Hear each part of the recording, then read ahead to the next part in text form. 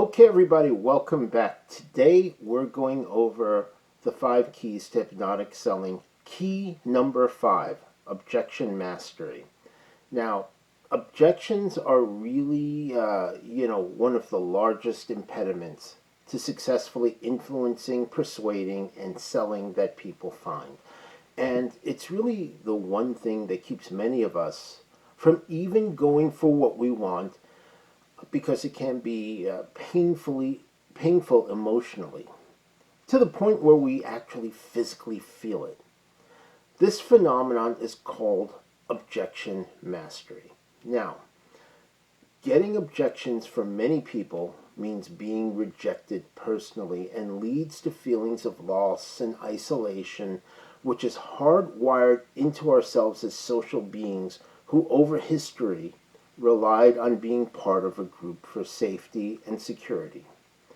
Now, for many people who aren't effective in sales, objections are their main obstacles, or should I say fear of objection is their main obstacle. Because this is tied to feelings of rejection and disappointment, most try to handle it by either arguing their position and throwing features and benefits at the person they're trying to sell, or, even worse, ignoring what the buyer wants and just concentrating on what they're trying to sell. I mean, have you ever dealt with a salesperson who just seemed to be on a script and was not listening to you at all? And this is mostly because that person is afraid of actually interacting and getting an objection that he or she can't handle, and then feeling rejected over it. Obviously, if you're in this situation, go back to the state control video, which is key number 1 in this series. But, throwing features and benefits at things is hardly the best way to handle an interaction, and getting mad at the customer is even worse. So the first thing to do is handle that feeling of being rejected. When the person you're trying to persuade raises an objection, and it really is not about you, it's about what this other person wants. Now, one of the things to remember is, again, it's about the product or the idea you're trying to sell, and it's not about you personally. And it might just be that you haven't communicated the value of what you're selling to that person. It's just an indication that you may have to modify your communication style. Also, if you have their criteria and values and see the previous video in the series, and you're speaking to these criteria and values, you generally won't get objections because you've answered these objections before they came up. Now, of course, if your idea or product doesn't meet these criteria and values, then you're not likely to make the sale because this is not your ideal customer. That said, there's an equation to handling objections when they come up. And, again, it's not about you. It's about understanding what's going on about the other person. When somebody brings up an objection, there's the obvious part and the hidden part. And it's up to you to control your state and find out what the hidden part is. So, as an example, the most common objection in a sales situation would probably be, it's too expensive. Now, you can take that at face value, and sometimes it is too expensive. However, that is only the obvious part.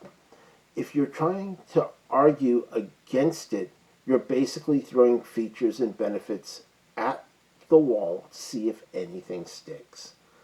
Now, wouldn't it be better to find out what's behind the objection, that hidden part that hasn't been said? The simplest way to find out is to just very sincerely and curiously ask, because? Now, it's not about being combative here, it's about being genuinely curious.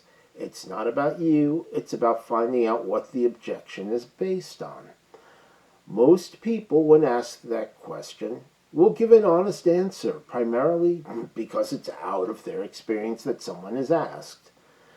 In response to "it's too expensive," you might get responses like, and when you say you ask, because, you might get responses like, "because I don't believe the quality is worth that much," or "I can get something like it somewhere else cheaper."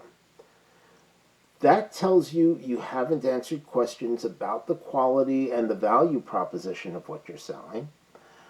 And it gives you a place to actually speak to them as opposed to arguing features and benefits, or the fact that something like it is actually not like what you have. Remember, it's incredibly hard to argue when you don't have all the information. Now, you can find more detailed information on this in my book, The 5 Keys to Hypnotic Selling, and in my new book, Influential Rapport. It will show you the strategy for creating tremendous rapport that often will circumvent objections as well, or it'll allow you to have those types of open conversations that you want to have with the people that you're selling, influencing, and persuading, and then you won't get these types of objections where you only get one side of the equation. So remember, it's not about you, it's about finding out what that other side of the equation is. Thank you very much. Look forward to the next ones because we're starting a new series of videos that will be on influential rapport and the 7 levels of rapport, which I think you'll find very, very exciting. We'll also have some exciting interviews coming up. We haven't given up on that either, and I look forward to showing that to you. Also looking at some cross promotions and some promotions as well. So look out for that. Like and subscribe, and I'll see you next time. Thanks very much, and hope everything's going well with you. And persuade with power and good ethics. Because there's always more people. If what you have doesn't sell to one person, you'll be able to sell to another. Thanks.